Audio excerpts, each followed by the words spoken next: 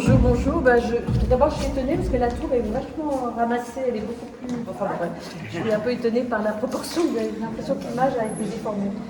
C'est donc une tour de 50 mètres, un peu plus de 50 mètres, de 58 mètres, 57 mètres, qui est organisée autour de jardins superposés. C'est ces grandes loges qu'on peut voir qui, en fait, sont de 4 étages. C'est pour ça que c'est très écrasé, c'est pas du tout les proportions, n'importe.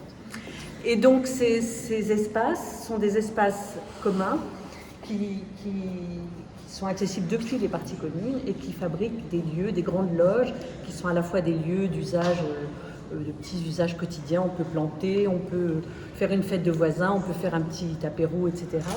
Et en même temps, on est ouvert sur le grand paysage du Grand Paris, puisque dans cette tour, c'est ce qu'on voit un petit peu là. On a tout le Stade de France, la Défense, Paris, Montmartre, etc.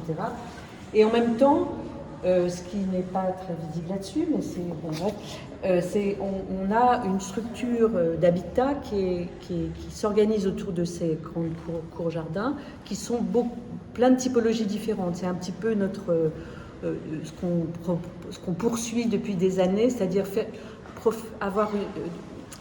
proposer une offre d'habitat qui soit très diverse, proposer une sorte de choix dans les modes d'habiter, avec beaucoup de typologies différentes et aussi beaucoup de duplex. C'est ce qui fait que, pour ceux qui viendront voir le bâtiment, quand on est dehors, quand on est sur la place, on n'arrive pas tellement à évaluer la hauteur de la tour, parce qu'on a beaucoup de double hauteur, de 4 pas de hauteur aussi, avec ces grandes loges, et que du coup, on n'a plus ce sentiment un peu parfois écrasant que produisent les tours en général, avec l'impression qu'on empile des typologies identiques. Là, on a il y a des grandes lumières dans ce bâtiment grâce à ces multiples échelles. Voilà.